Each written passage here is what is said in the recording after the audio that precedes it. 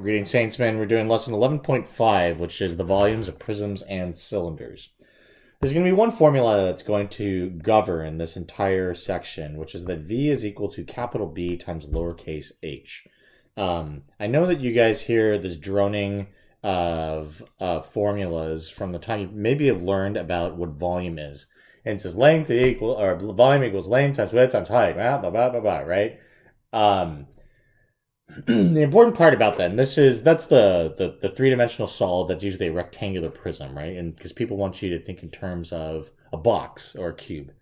Box is obviously a big part of our present and future. You have to think about logistics, and what that means is how things are moved around the world. Cardboard boxes are a huge deal in our world. I want us to think, though, in terms of this. V is equal to capital BH when we're going to deal with prisms and cylinders. Now let's actually define these things. First of all, what a prism is it's a three-dimensional solid where we could effectively pass through a base. So I'm going to go and draw one for you here, and this base is going to have an identical pentagon, right? And this is how we actually deal with this guy. I'm going to copy him, so I have him nearly identical, and I'm going to offset this pentagon. All right. Now, when I have this pentagon, I'm going to connect all the corresponding vertices, top left to top left, top to top, top right to top right, bottom right to bottom right, and bottom left to bottom left. And I'll show you what one of these actually looks like. And what this would be in class, and I have these available, this is what's referred to as a pentagonal prism. Prisms are defined by the base. So I want you guys to think about this. You used to have potentially Play-Doh in your house that you played with as a little kid. And there's the little smashing crank thing where we effectively can pass. And then the other one is the old Shape-O ball, where I have right here this pentagon that I could take and push through and through like almost like a cookie cutter all the way through this three-dimensional solid. Okay, so we also refer to these like this pentagon. This is that capital B, all right, and this is the area of your base. Now we've been talking about the area of polygons, moreover the area of regular polygons, which we have a singular formula for, right? The rest of this is what's referred to as the lateral portion, right? All these rectangles that go all the way around it. What we have here is a height. Now your height is going to be defined by this length between bases. Oh, I need a new tip on my pen, it looks like. Okay. So the length between bases is your height. All right? And that's this, the h that's in the formula. Okay? So we're going to start small, start a little bit, I don't want to say easier, but a little bit more straightforward, with a figure where I know you guys are going to be more comfortable calculating the area of that base. So let's take this where we have two right triangles, right? Draw them offset. And when we do that, we're going to take the top vertex to the top vertex. I have a right angle here that I'm going to connect to the other right angle, and the bottom right to the bottom right. So I have this like cheese wedge sort of thing. And this, again, is a triangular prism. What makes it a triangular prism? Well, the triangles are the bases. Those are the two bases that we have. All right? Now, here is what we have. We have this length is 8, this length is 5, and this length is 3. We're going to find the area or the volume of this figure, okay? In order to do that, we need to first find the area.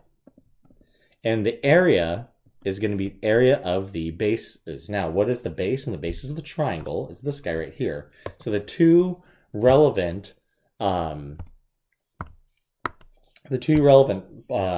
measurements in that for the triangle are going to be the 8 and the 5. Remember, the area of a triangle is equal to 1/2 of lowercase b times h. And in this case, it's going to be that base of 5 times that height of 8. Okay? So when you guys go and calculate, 1/2 of 5 times 8 is going to be 20, right?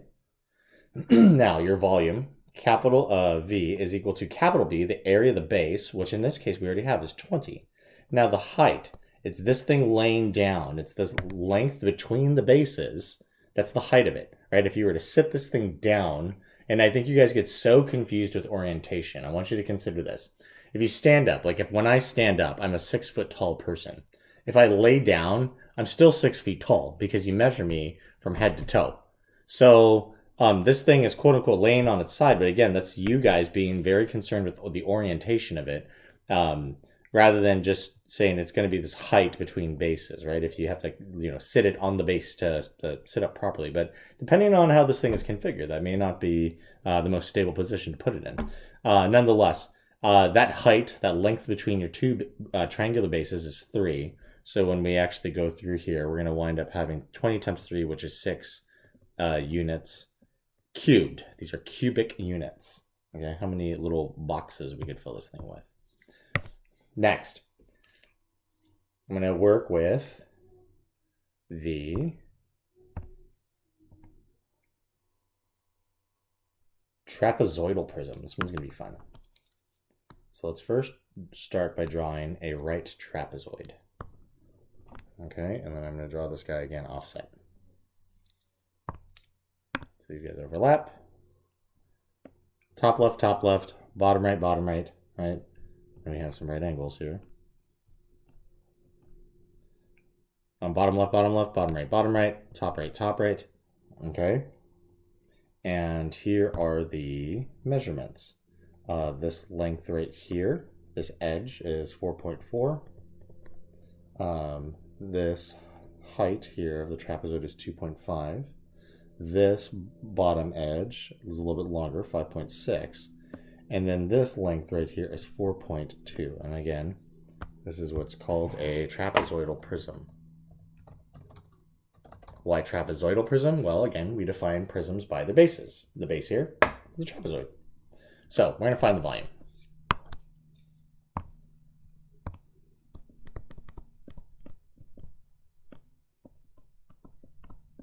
Remember, our volume formula is V is equal to capital BH. So let's solve for capital B. Okay? Capital B. This is a trapezoid. How do you find the area of a trapezoid? Well, remember, what we're going to do here, it's going to be similar to how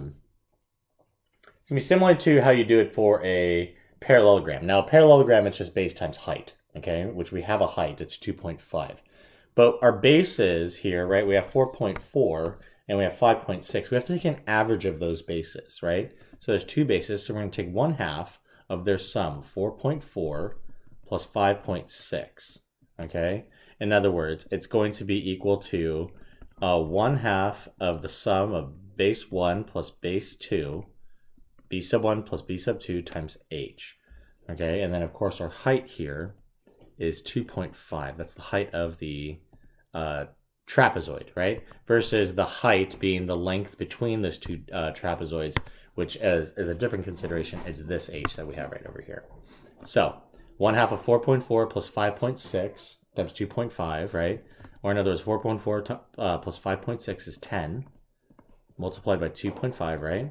Half of 10 is going to be 5, times 2.5, of course, is going to be 12.5.